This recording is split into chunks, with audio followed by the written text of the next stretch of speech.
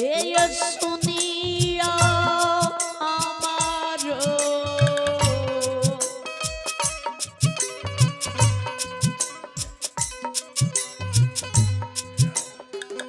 बाबा हो बचन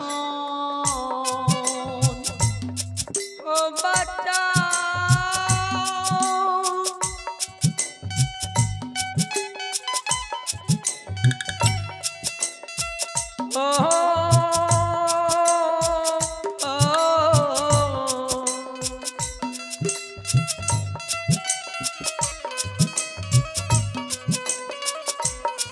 यो समझलो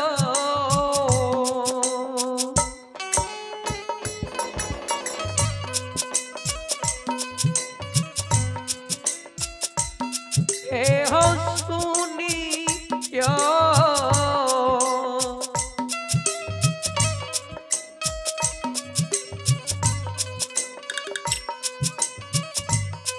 ओ बच्चा ना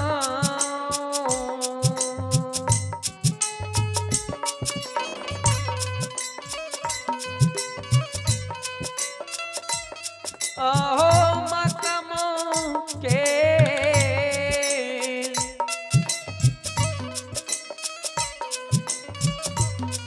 यो समझलो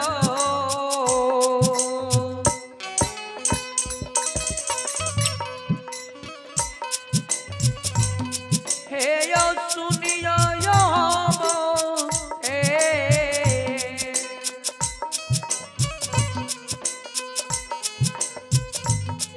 हो बा ए बच्चा हो समाजी बाबा हमारे बच्चन सब दिकर यहाँ सब सुनियो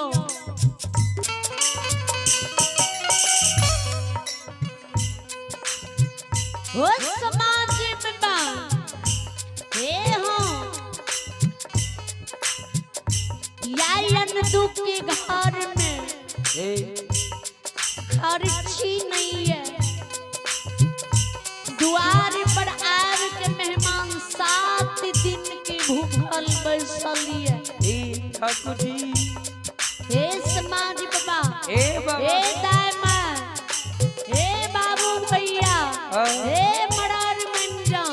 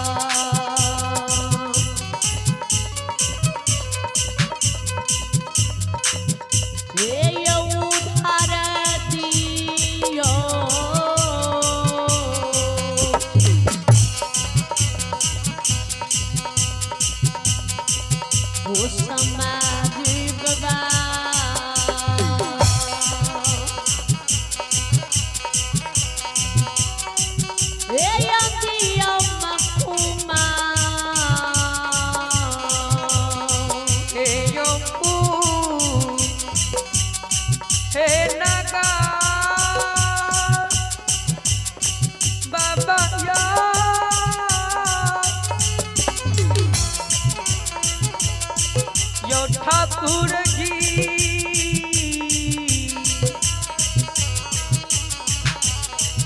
यो समझलो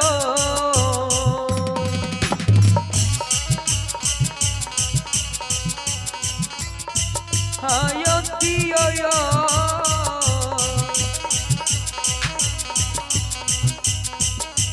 यो भी कहो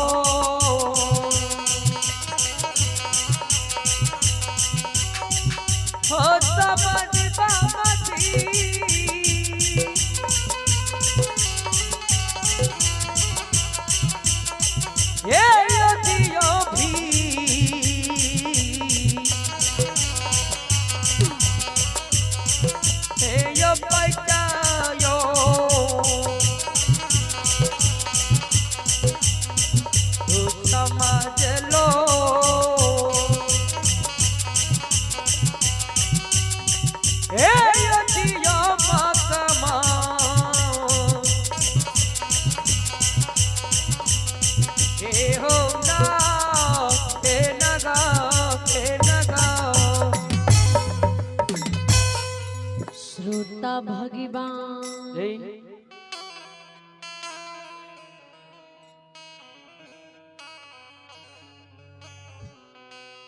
तनियो टा किछो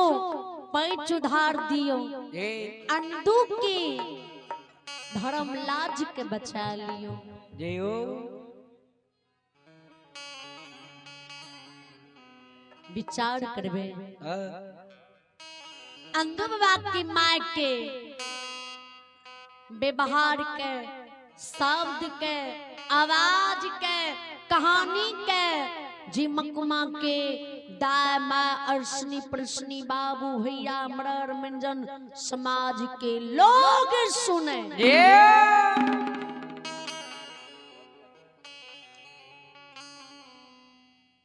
समाज लोग के अंधु बाबा के माय की बानी सुन तरबा की लहर मगोज में समावे, गुस्सा से शरीर की खून खौले,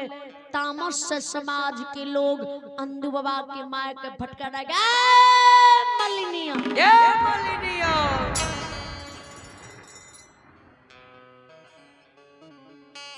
तनियो टा तोरा शर्म नहीं लगे छौ,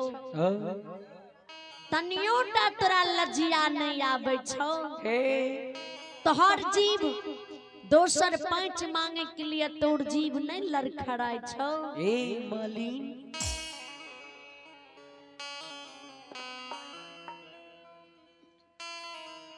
मलिनिया गए एक पैंची समाज के द्वार से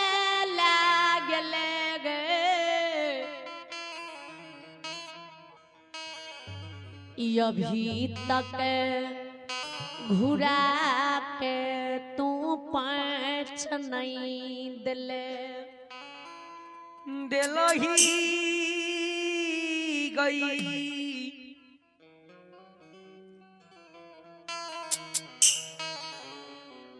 गई मलिनिया दोसर पैंच ले दोबारा तू फिर समाज के द्वार पैंच मांगे ले लजिया नहीं लगे छौ जी आज दूसर पैंच ले समाज के द्वार अली है जियो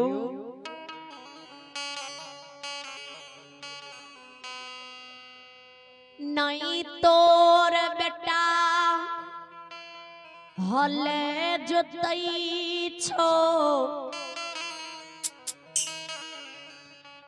नहीं तोर बेटा कोदार पारई छो नहीं तोर बेटा बन मजदूर में खटई छो।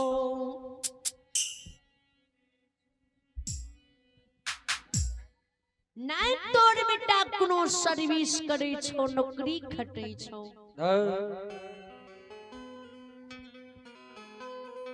याय जी फिर तोरा दोबारा पैंच देबो त काल फिर तू केकर कमाए समाज के पैंच घुरे भी घुरे बही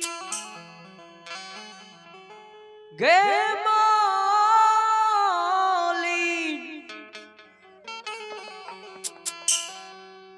हे गई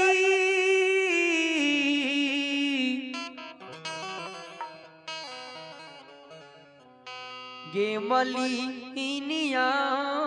गई जो द्वार से चल जो आज समाज के लोग तेरा पैंच नहीं देता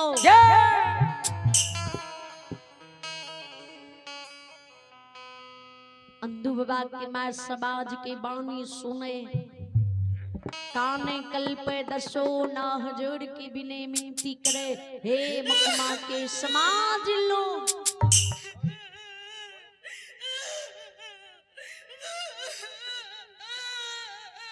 किया यहन कठोर बनलिए खिया यहन कठोर बोली बोल के भगाबई छियै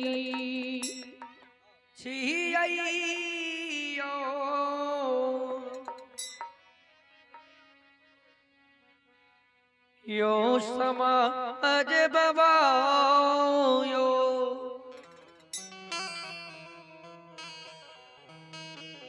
यहाँ सबके लगे ये जे अंदू हमर पैच घुरा के नहीं देत, सबके पैच घुरा के दा देत। जी केकरे पैच अंदू नहीं राखत। ए हो समाज बाबा, ए समाज बाबा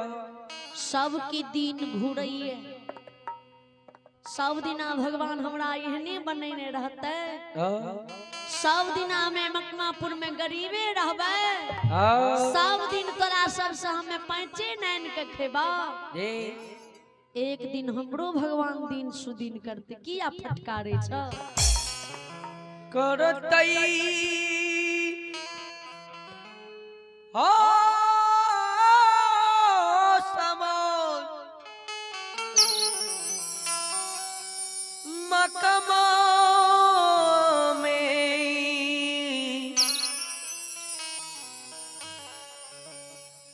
यो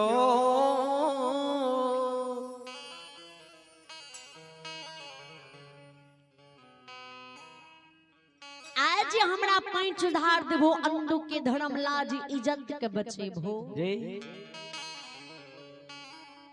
ते काल अंदू बेटा तोरा खेत में तोरा फसल के अपना हाथ से खुरपी से कमा देता, एक एक खड़ के फसल से बीच के निकाल देता। ए हो समाज बाबा, पैंच के बदला पैंच अंदू जे नहीं घुरेता ने तो समांग के तोरा खेत में खट के तोड़ कर्ज अदा कर देता।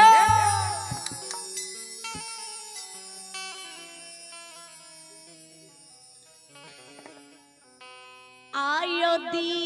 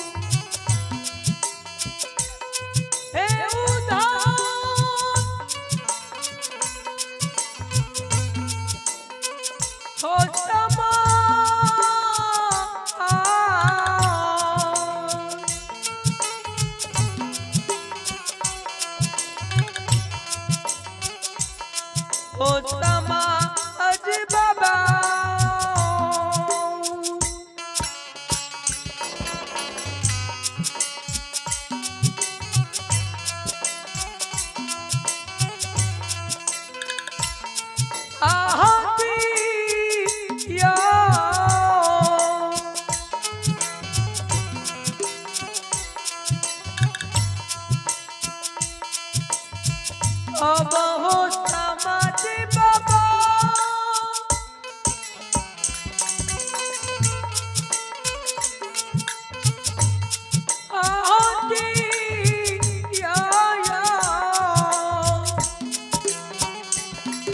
जाओ जाओ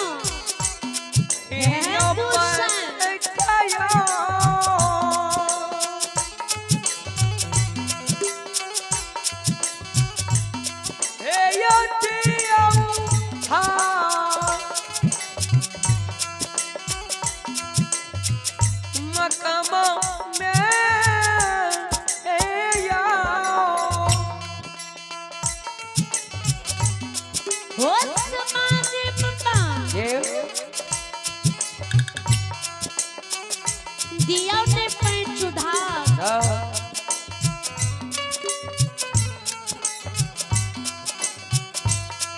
यन दूध हरम लाज के बचा लियो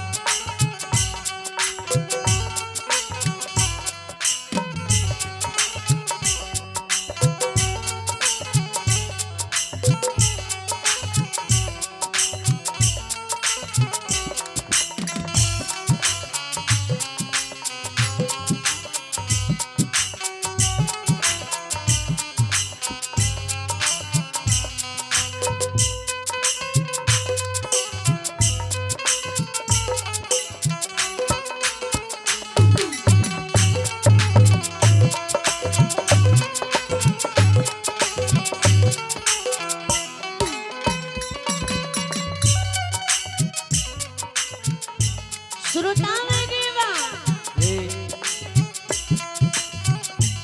यंदू बाबा की मां के हो समाज बाबा समाज बाबा ए यो या यंदू धर्म लाज के बचा दियो जो ब्राह्मण में भूखले मेहमान 7 दिन के द्वार पर मर जते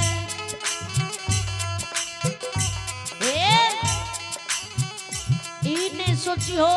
जे अंधु के द्वार पर ब्राह्मण मरते तो अंधुए के द्वार के कलंक लागते अंधुए के ब्राह्मण के बोध लागते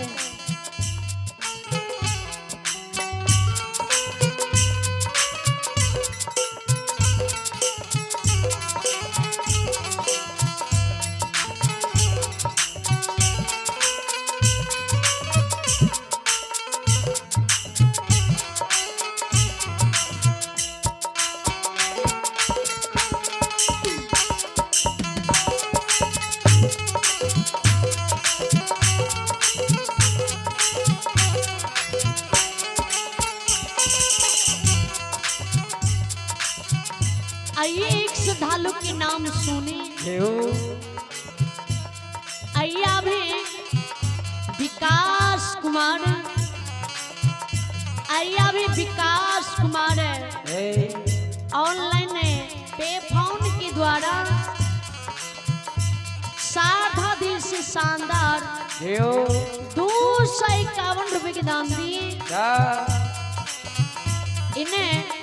विकास बाबू को भगवान लंबी मर्दी बल बुद्धि विद्या की बंदा दी परमात्मा सदस्य की रखी जय हो दानी दाता की जय हो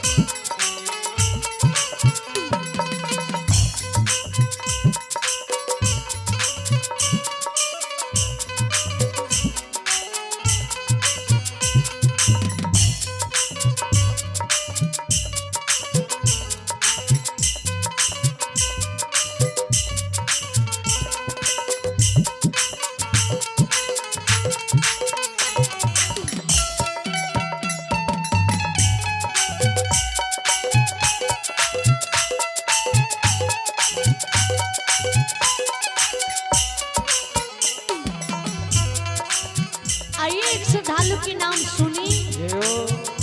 अय्या में राकेश यादव अय्या में राकेश यादव भगवान के दरबार में साधा दिल से शानदार 151 रुपये पे-फोन के द्वारा दान दिए। श्रद्धालु को भगवान लंबी मर्दी बाली बुद्धि बुद्धियात के भंडार दी। जय हो दानी दाता की जय।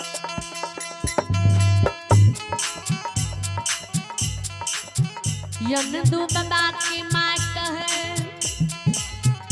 ए हो समाज बाबा ने समझ हो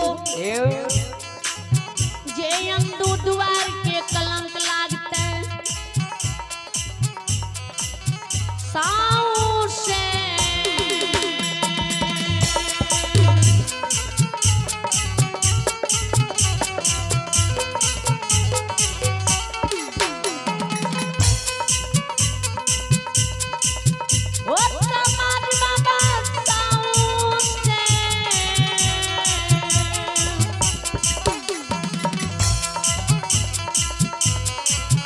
ये हो मकुमा के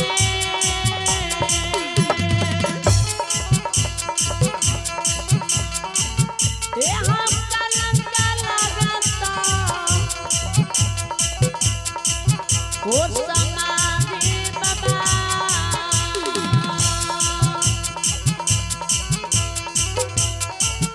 ये हो लगाता मकुमा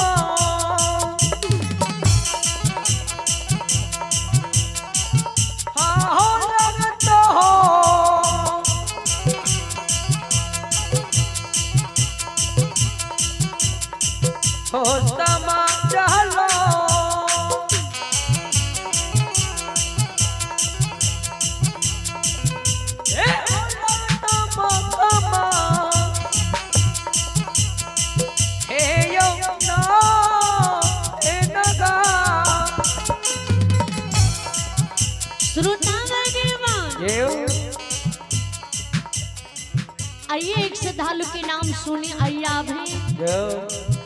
राजेश कुमार अय्या भी राजेश कुमार कासिमपुर टोलवा बख्तियारपुर के निवासी साधा दिल से शानदार आज भगवान के दरबार में पे-फोन द्वारा ऑनलाइन 51 रुपये की दान दिए। राजेश बाबू को भगवान हर मन कमना पूर्ण करे परमात्मा सदा की रखती। जय हो दानी दाता की जय हो।